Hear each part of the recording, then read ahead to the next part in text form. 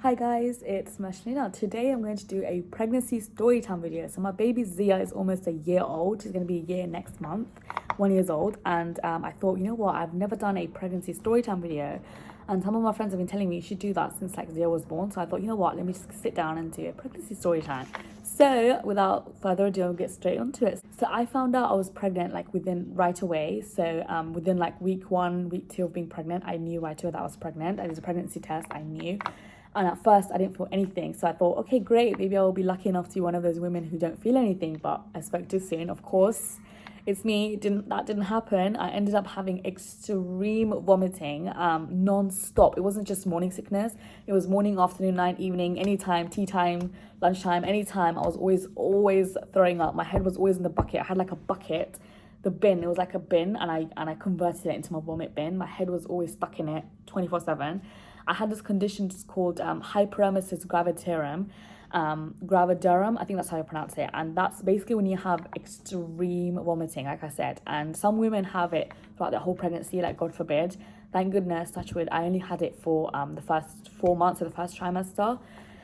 When I say it was extreme, like I was not exaggerating. Within the first 3 months, I went into hospital, like A&E, and got admitted there at least 4 times. Every time I went, I stayed for at least 3 days because I had to get drips. I had to get glucose because I became severely dehydrated, and yeah, they had to keep me in hospital. And they wouldn't let me go because I was so dehydrated. I was so sick that within the first month I lost 10 kg. I lost bare weight when I was pregnant, so much weight. I don't think I've ever lost that much weight other than the time I had when I first had thyroid. I think I lost more weight when I was pregnant. Most people gain weight from pregnancy. I lost a lot of weight from pregnancy. And yeah, throughout my whole pregnancy, I was really small. So people didn't even know that I was pregnant majority of the time. And then found out that my thyroid actually came back. So when we did a blood test in the 4th month, so when my first trimester ended, we did a blood test and we found out that my hyperactive thyroid, I have Graves' disease. I didn't have it for a year prior to being pregnant. I was just totally normal. I didn't have any thyroid conditions. I was on no medication. Unfortunately, during pregnancy, it came back. So I had to be back on carbamazole. I don't know if it was the miracle of taking my thyroid medication or it was because I was starting 2nd trimester. But since like literally I took the thyroid medication like when I went to bed, and the next morning my vomiting just like magically went. But it wasn't like completely gone. It was like once or twice a day I would still throw up, but it wasn't like the extreme vomiting. And I was so thankful, alhamdulillah. I was so thankful. Thank God. I don't know whether it was the thyroid medication or the me reaching 2nd trimester, because they said that your vomiting could stop when you reach 2nd trimester by itself. So I don't know, I'm just thankful, thank God, that it went, because it was so hard. And I didn't go to work for the first 4 months, obviously, because I couldn't even get out of bed. It was that bad.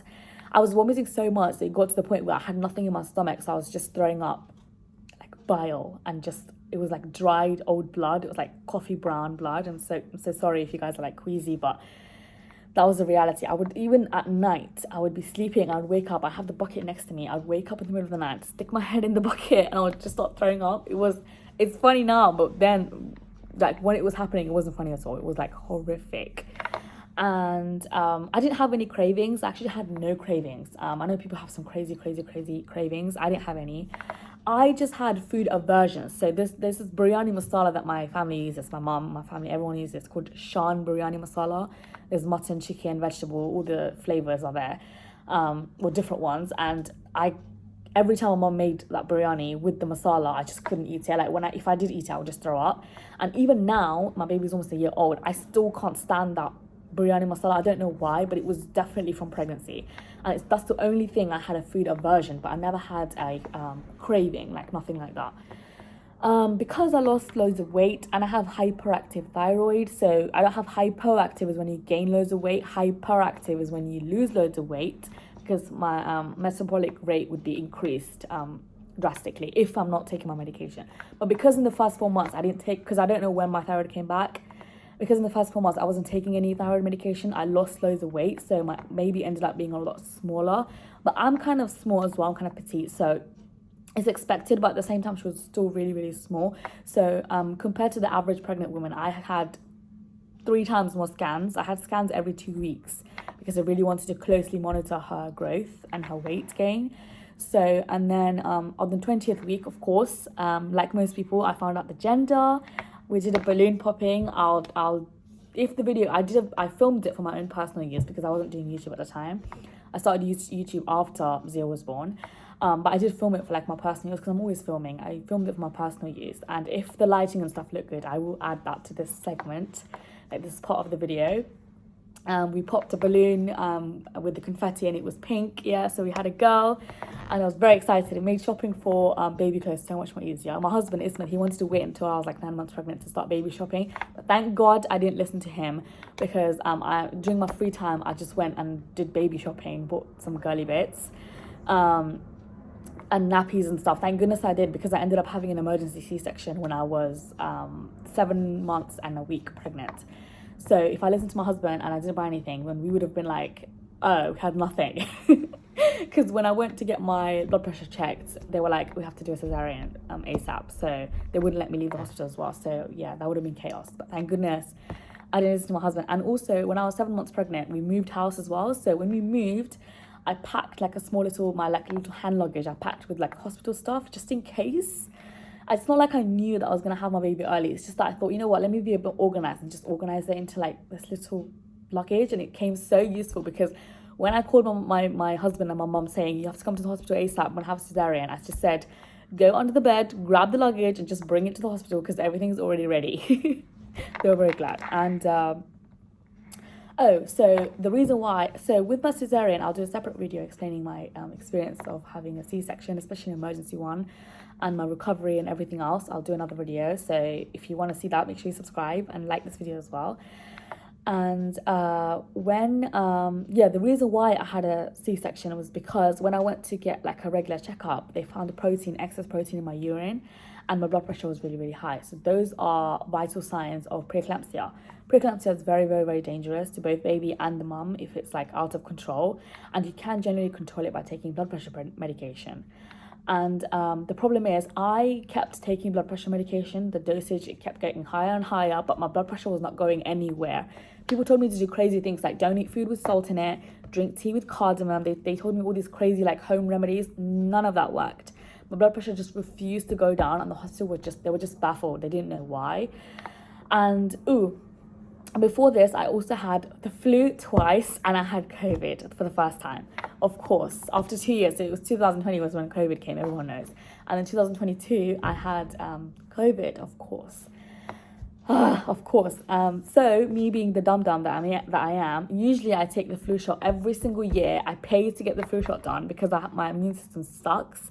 And I need all the help that I can get to not get sick. So I always get the flu shot.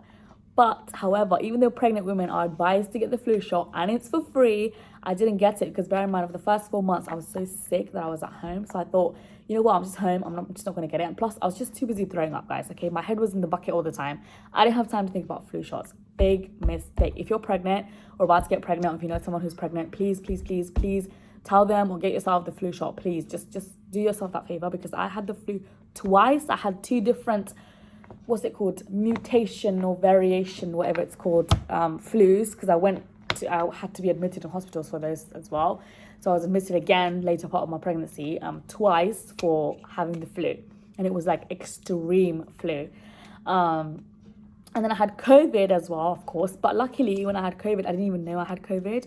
All I had was a blocked nose, like a really extreme blocked nose. No matter how much nose spray or saline solution, blocked nose thing I used, my nose just wouldn't be unblocked.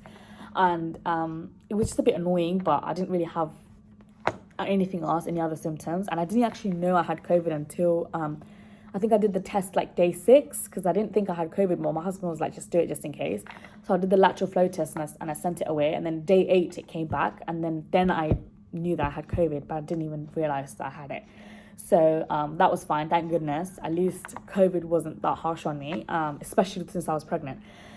And yeah, so like I said, I used to get scans every 2 weeks, and to check the weight of my baby, and she was really, really, really small. And when I went to get my urine checked as well, there was excess protein and my blood pressure was going up. And at this point, I was taking blood pressure medications, and my blood pressure wouldn't go down. And then they told me to come and be admitted for like 24 hours in hospital because they wanted to closely monitor my blood pressure to figure out why it wasn't going down. And so on the 6th of June 2022, I went to, after the Queen's Weekend Jubilee, we did like a barbecue at home. I celebrated that. We did all that. And then on Monday, I went to get admitted on the 6th of June. And then they checked, protein was still high on my urine, blood pressure was still high. I was still taking my medication, nothing was working. And they were going insane trying to figure out why. And then I had my routine scan. They booked a scan on the day, and they were like, go to the other side of the building and go get scanned. So I did a scan, and right away, as soon as the lady put the ultrasound thing in my belly, she was like, there's a clot in the placenta. She turned the screen to me and she showed me there was a huge clot in the placenta, and she said there was no nutrition, blood and oxygen going to the baby's body. It was just going to the brain because the clot was so big that there was only so much blood and oxygen going. So automatically the baby kind of just decided to take up oxygen and stuff for itself, so that it was developing. But from the last time I had a scan 2 weeks ago, the baby, she wasn't grown, basically. She wasn't growing. She didn't gain any weight. She was the exact same size. The only thing is that she was alive, thank goodness, and her brain was developing. And they were all freaking out. Of course, they were like, oh my God, we have to do an emergency C-section right away.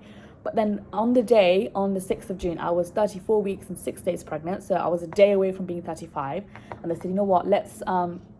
From 35 weeks onwards, the fetus is fully developed, like its organs and stuff is all ready, but it's just a lot smaller, and it might have a bit of difficulty breathing and temperature and everything. Because of that, they said, you know what, let's wait until tomorrow and give me this give me this injection to help develop the baby's lungs a lot quicker.